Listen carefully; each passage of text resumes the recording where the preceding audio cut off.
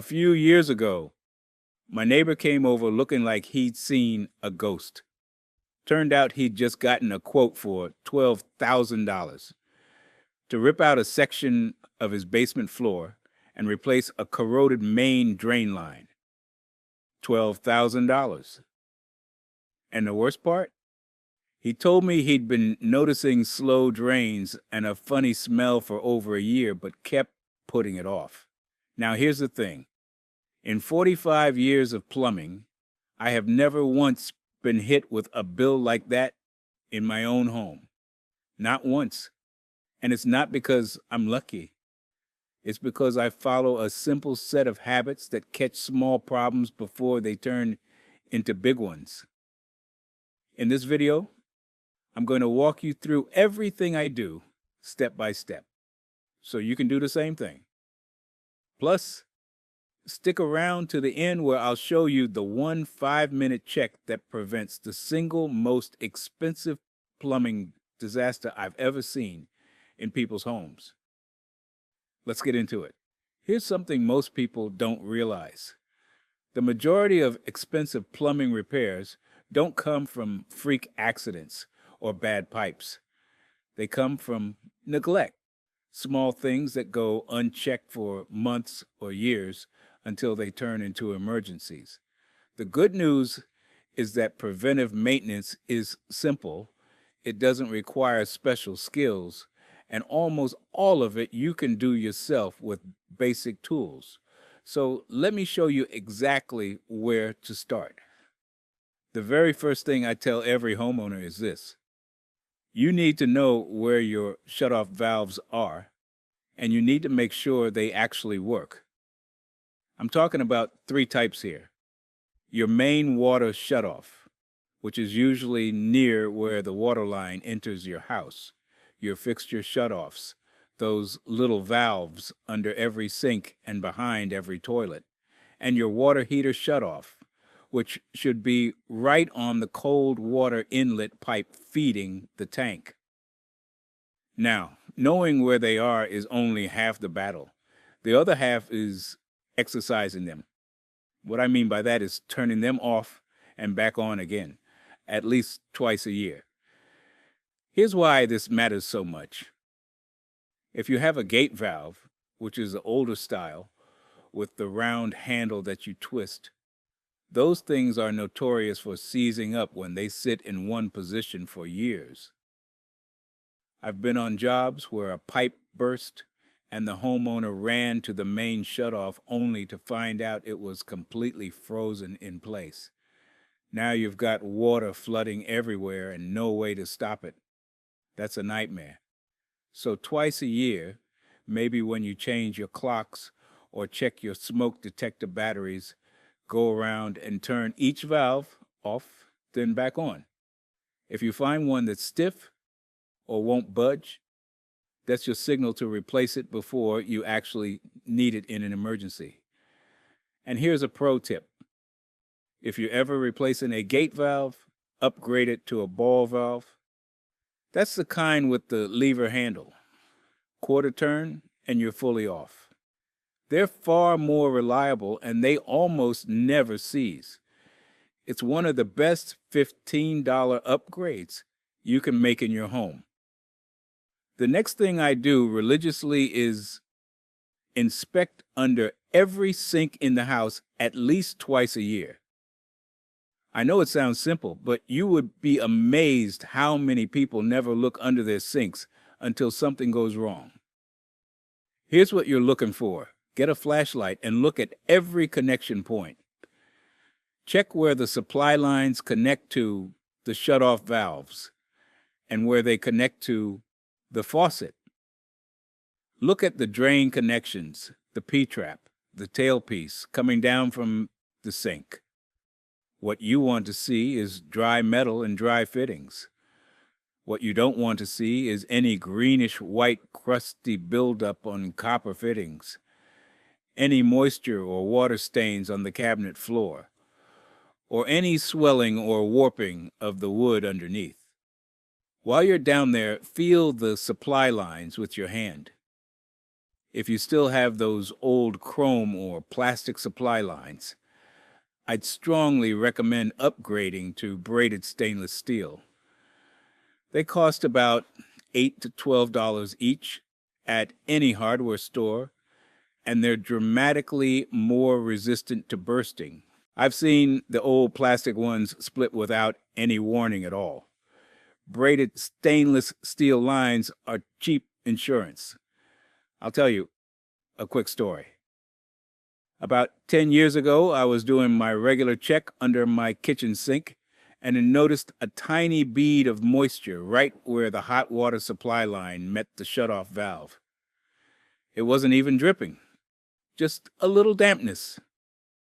I replaced that valve and the supply line that afternoon. Total cost was about $20 and maybe 30 minutes of my time. If I hadn't caught that, it would have eventually let go completely, and I'd have come home to a flooded kitchen and water-damaged cabinets. That little inspection saved me thousands. By the way, if you're finding this advice helpful, you should know it's just a small sample of what I've put into my new book, 100 Old House Fixes That Save You Thousands. It's packed with practical old house fixes that can help you avoid expensive repair bills. To grab your copy, you can scan the QR code on the screen right now, or just use the first link in the description below. All right, let's continue. Now, let's talk about your water heater, because this single appliance is responsible for more expensive failures than just about anything else in your home. There are 3 things I do to maintain mine, and none of them are difficult. First, I flush the sediment out of the tank once a year. Over time, minerals and sediment settle at the bottom of your tank. That layer of gunk makes your heater work harder, drives up your energy bill, and eventually eats through the bottom of the tank from the inside. To flush it, you turn off the gas or electricity to the heater, hook a garden hose to the drain valve at the bottom of the tank, run the hose outside or to a floor drain, and open that valve. Let it run until the water comes out clear. Usually takes about 5 to 10 minutes. Then close it back up. Make sure the tank refills completely before you turn the heat source back on. That's it. 5 to 10 minutes once a year. And you can add years to the life of your water heater. Second, I check the inode rod every 2 to 3 years.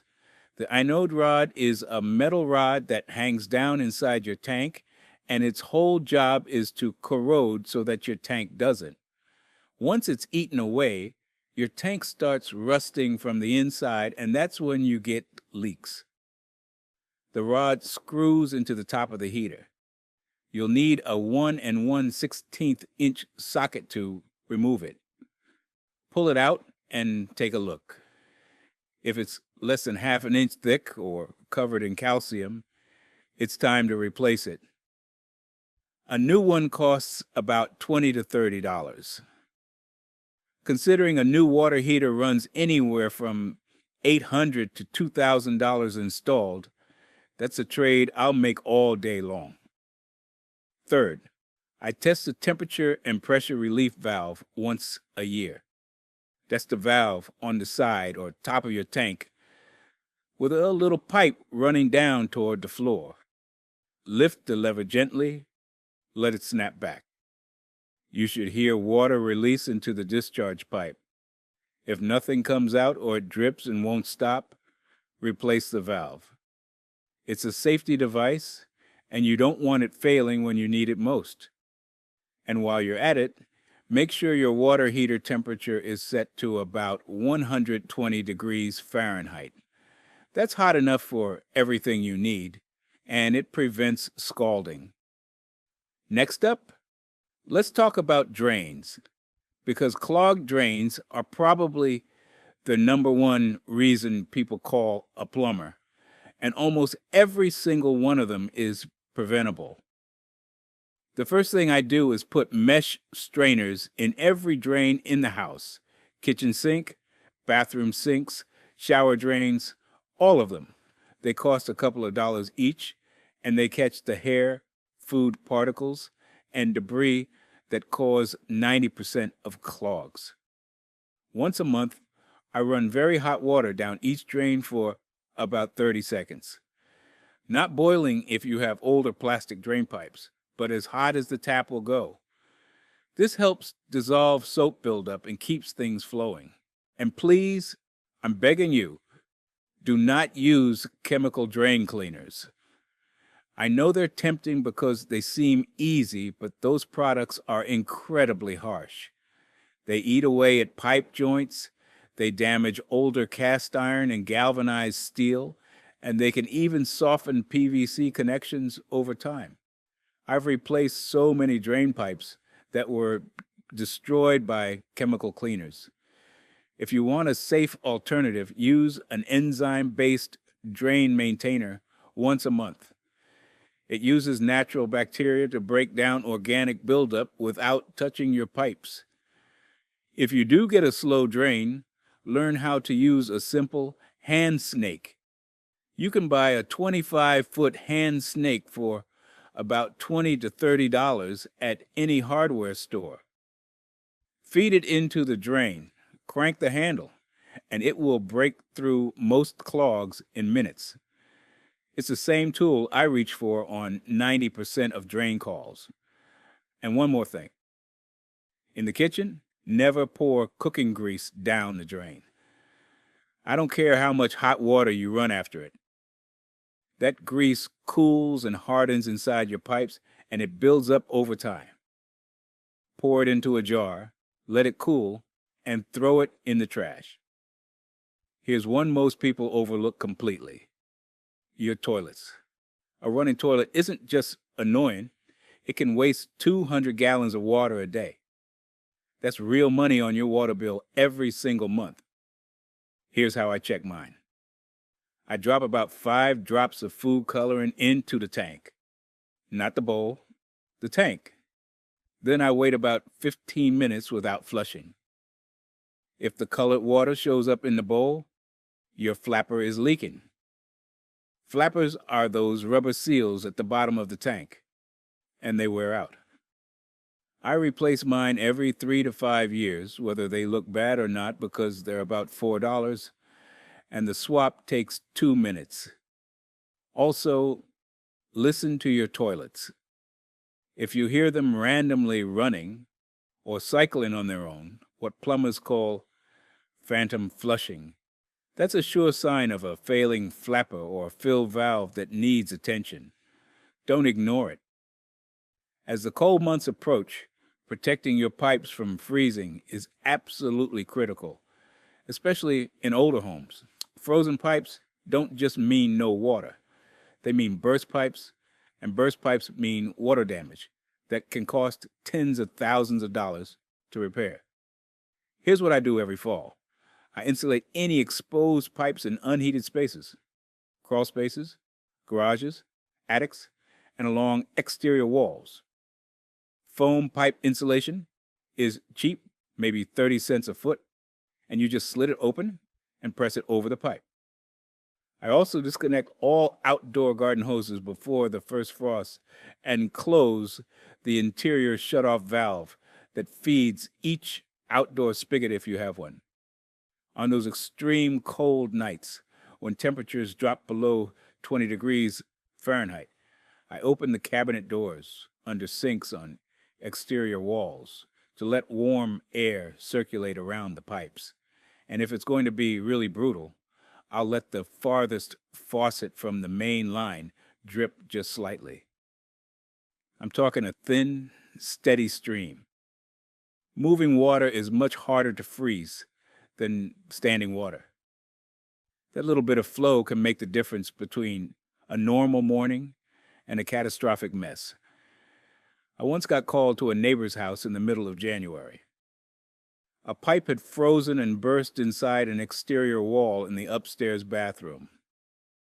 By the time they noticed, water had been running down inside the wall for hours.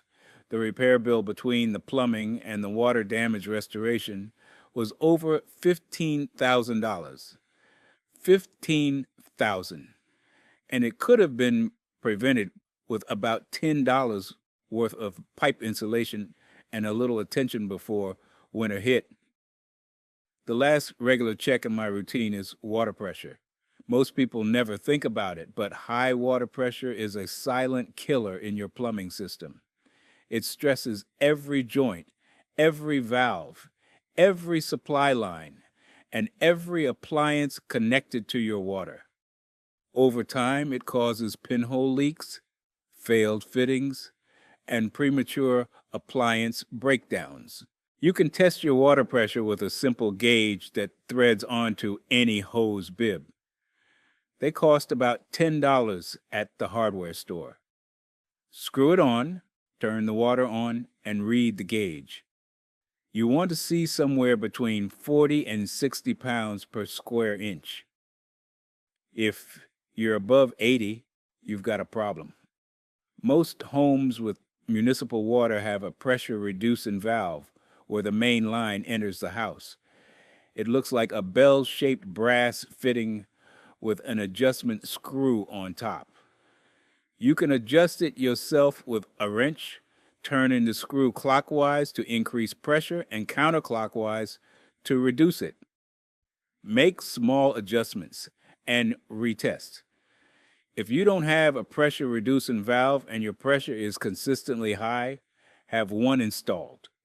It's one of the best investments you can make to protect everything in your plumbing system. Now, let's talk about some common warning signs that something might be going wrong so you can catch problems early. First, discolored water. If you turn on a faucet and see brown or rusty water, that often points to corroding galvanized pipes or a failing water heater. If it's only on the hot side, it's likely your water heater. If it's on both, your supply pipes may be deteriorating. Second, an unexplained spike in your water bill. If your usage jumps and nothing has changed in your routine, you probably have a leak somewhere. Check your water meter. Make sure no water is running in the house, then watch the meter for 5 minutes. If it's still moving, you got a leak. Third, slow drains in multiple fixtures at the same time.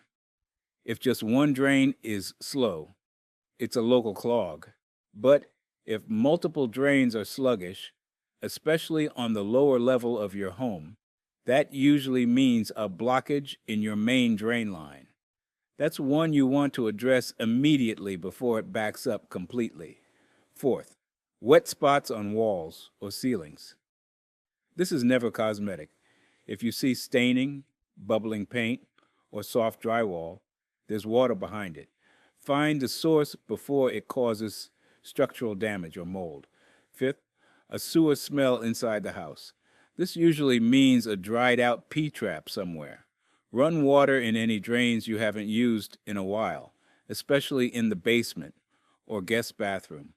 The water in the P-trap creates a seal that blocks sewer gas. If it evaporates, the smell comes right through. Sixth, banging pipes when you turn off a faucet quickly. That's called water hammer, and it means your water pressure is too high or your water hammer arresters are failing. Over time, it can loosen joints and cause leaks. Check your pressure first, and if it's in the normal range, you may need to install water hammer arresters at the affected fixtures. Now, for that bonus tip I promised you at the beginning. The 1 5-minute check that prevents the most expensive plumbing disaster I have ever seen in people's homes. It's your washing machine hoses. I know it doesn't sound dramatic, but listen to me. Burst washing machine hoses are the #1 cause of catastrophic residential water damage in the United States.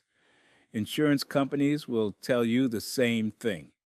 Those rubber hoses that connect your washing machine to the wall are under constant pressure 24 hours a day, 7 days a week, whether the machine is running or not. And when they fail completely. You get full flow water pouring onto your floor. And if you're not home or it happens at night, you can wake up to inches of standing water and tens of thousands of dollars in damage. Here's what I do. Every 6 months, I pull the washing machine out just enough to inspect those hoses. I'm looking for any bulging, cracking, blistering, or any signs of moisture at the connection points. If those hoses are more than 5 years old, I replace them regardless of how they look. And I always replace them with braided stainless steel washing machine hoses. They cost about $20 for a pair, and they're rated for much higher burst pressure than rubber. It's $20 to protect against what could easily be a $30,000 disaster. That's the best return on investment in your entire house. Before you go, I want to make sure you know about my new book, 100 Old House Fixes that save you thousands.